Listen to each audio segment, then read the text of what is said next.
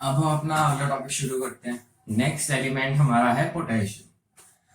तो पोटेशियम के लिए कुछ बेसिक इंफॉर्मेशन है जो मैं बता देता हूँ। ये रहा है हमारा स्ट्रोमेटा। ठीक है, ये स्ट्रोमेटा का अपर्चर है, उसको सराउंड करते हुए ये गार्ड सेल्स हैं बीन शेप्ड। किसके अंदर? डाइकोट प्लांट्स के अंदर। ठीक है, अब क्या हुआ, इसके अंदर C4 साइकिल चला। C4 साइकिल में क्या हुआ, फॉस्फोइनोल पायरुवेट था, फॉस्फोइनोल पायरुवेट कन्वर्ट हुआ मैलिक एसिड में। ठीक है, मैलिक एसिड में कैसे कन्वर्ट हुआ, जब इसके अंदर CO2 आई। ठीक है, यहां पर एंजाइम था पेप्केस। ये चला C4 प्लांट्स के अंदर। ठीक है, डार्क रिएक्शन चल रही है। तो जब मैलिक एसिड टूटेगा तो ये मैलेट आयन में, जो कि नेगेटिवली चार्ज है, और साथ में H+ देगा क्योंकि ये एसिड है। अब क्या हुआ, यहां से एक पंप के थ्रू H+ चला गया बाहर और K+ चला गया अंदर, K+ आ गया अंदर। ठीक है, और साथ ही साथ Cl- भी अंदर आ गया। तो क्या होगा कि ये जो मैलेट आयन था ये कंबाइन हो जाएगा K+ के साथ, और ये दोनों कंबाइन करके बना देंगे हमारे पास पोटेशियम मैलेट। ठीक है, तो ये बन गया सॉल्ट, और साथ ही साथ K+ और Cl- भी कंबाइन करके हमारे पास बना देंगे KCl। ठीक है, गार्ड सेल के अंदर ही होगा ये सब प्रोसेस। तो अंदर पहले हमारे पास था मैलिक एसिड। मैलिक एसिड जो है वो लिक्विड होता है, वो टूटा तो हमारे पास बना पोटेशियम मैलेट, जो कि एक सॉल्ट है, सॉलिड है, और साथ ही साथ KCl, ये भी एक सॉल्ट है, सॉलिड है। तो जो लिक्विड पार्ट था वो सॉलिड पार्ट में कन्वर्ट हो गया। मतलब गार्ड सेल्स के अंदर सॉल्यूट की कंसंट्रेशन बढ़ गई। सॉल्यूट की कंसंट्रेशन बढ़ने की वजह से अंदर का जो मीडियम था वो हमारा हाइपोटोनिक हो गया with respect to external medium. तो बाहर के जो सब्सिडियरी सेल्स हैं उनके अंदर से पानी निकलेगा और हमारे गार्ड सेल्स के अंदर चला जाएगा थ्रू ऑस्मोसिस, जिसकी वजह से इनका साइज बढ़ जाएगा और साथ ही साथ हमारा जो स्ट्रोमेटा का अपर्चर है वो खुल जाएगा। इस इन शॉर्ट हम बोलेंगे स्ट्रोमेटा खुल गया। आगे बात समझ में? तो इसलिए यहाँ पर लिखा हुआ है कि जो पोटेशियम है it is involve in stromata opening and closing. अब स्ट्रोमेटा खोलने के लिए हमें क्या करना पड़ा, गार्ड सेल की टर्जिडिटी बढ़ानी पड़ी। मतलब जहां पर K+ आया वहां पर सॉल्यूट की कंसंट्रेशन बढ़ गई, जिसकी वजह से पानी का इन्फ्लक्स होने की वजह से टर्जिडिटी बढ़ गई। तो हम एक और चीज बोलते हैं कि हेल्थ in maintenance of turgidity of cells. तो अब इसके ऊपर हम थोड़ा पढ़ लेते हैं कि क्या एनसीईआरटी किस फॉर्म में रिप्रेजेंट करता है। Potassium it is absorbed as K+। Understood है, जितने भी हमारे जो माइक्रो एलिमेंट्स हैं या फिर जितने भी न्यूट्रिएंट्स हैं वो मोस्टली आयनिक फॉर्म में ही एब्सॉर्ब होते हैं, कार्बन, हाइड्रोजन और ऑक्सीजन को छोड़कर। ये CO2 और H2O के फॉर्म में एब्सॉर्ब होते हैं। इसके बाद आता है in plants it is required in maximum abundant quantities in meristematic tissues, buds, leaves and root tips. तो जो पोटेशियम है, पोटेशियम हमारा रिक्वायर्ड होता है यंगर पार्ट्स में। यंगर पार्ट्स में मतलब जहां पर एक्टिव सेल डिवीजन हो रहा होता है, यंगर पार्ट्स का जनरेशन हो रहा होता है। ठीक है, अब ऐसा मैंने क्यों बोला, क्योंकि जो पोटेशियम है वो मोबाइल एलिमेंट्स की कैटेगरी में आता है, और मोबाइल एलिमेंट्स ओल्ड पार्ट से यंगर पार्ट्स में ट्रांसलोकेट होते हैं। ठीक है, इसीलिए मैं बोलता हूं कि ये जो यंगर पार्ट है वहां पे इनकी रिक्वायरमेंट ज्यादा है। तो बिल्कुल सही है, it is required more abundant in meristematic cells जहां पर एक्टिव सेल डिवीजन हो रहा है, बर्ड्स, बर्ड्स भी यंगर पार्ट है सेल का, और साथ ही साथ रूट टिप। रूट टिप जो है वो कंटिन्यूअस ग्रोथ की स्टेज में होती है, क्योंकि पेनिट्रेशन होते हुए रूट टाइम के साथ नीचे और पेनिट्रेट करती जाती है सॉइल के अंदर, और अपनी जो ब्रांचेस है उनको एक्सपैंड करती जाती है ताकि वो सॉइल के अंदर अच्छे से स्टेबल हो सके और प्लांट को स्टेबिलिटी या फ्रेमवर्क मिल सके।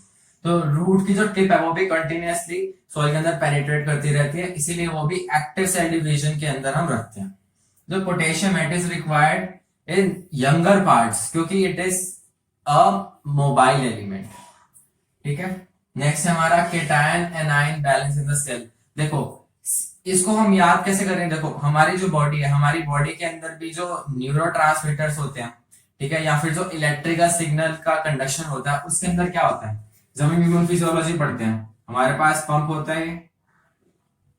ठीक है, इसको याद रखने का तरीका क्या है, नो किया Na जो है वो चला जाएगा बाहर की तरफ, और जो K है एन एन से मतलब Na और O मतलब आउटसाइड, K मतलब K प्लस और I मतलब इनसाइड, और जो K प्लस है वो इनसाइड आ जाएगा।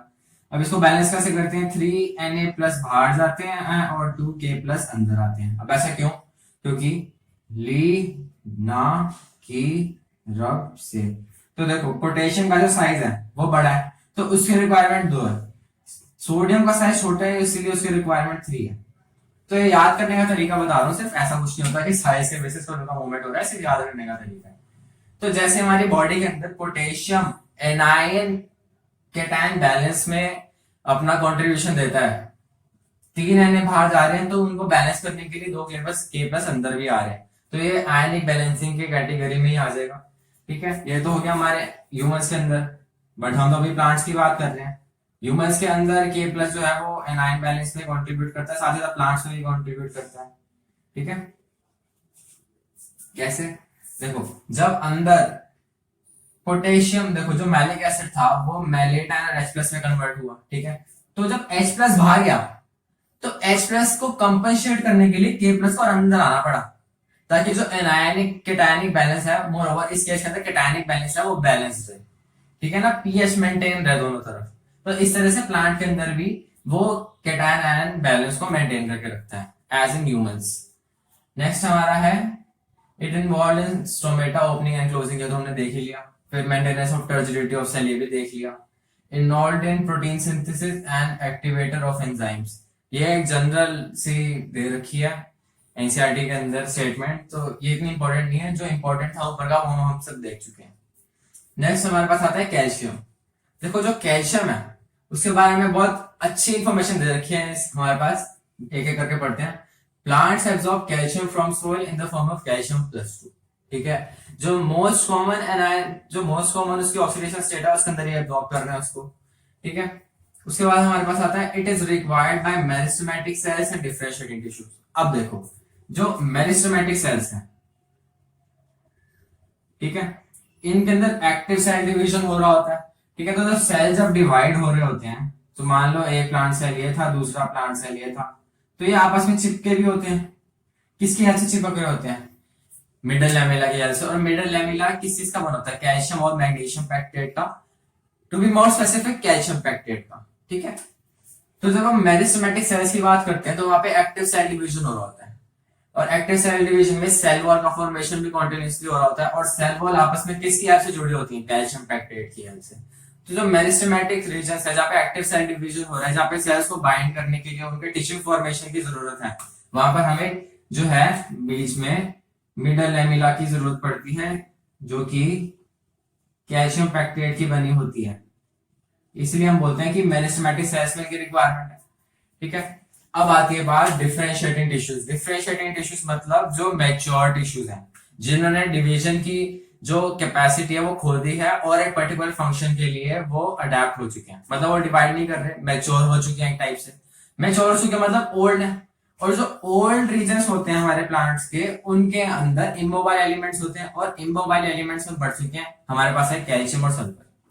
आगे बात समझ में, इसीलिए बोलते हैं कि it is required by meristematic as well as differentiating tissues. Differentiating tissues के अंदर इमोबाइल एलिमेंट्स होते हैं जो कि कैल्शियम है, इसीलिए हमारा डिफरेंशिएटिंग टिश्यूज में भी कैटेगरी में फॉलो जाता है। Next, during cell division it is used in synthesis of cell wall, particularly as calcium pectate in middle lamella. ठीक है, अगर वो बोले कि it is used in synthesis of cell wall तो कंफ्यूज नहीं होना, सेल वॉल से उसका मतलब है मिडल लैमेला। आगे बात समझ में। It accumulates in older leaves, वो ये भी जो बात करता हूँ, बात कर चुका हूँ डिफरेंशिएटिंग टिश्यूज के बारे में।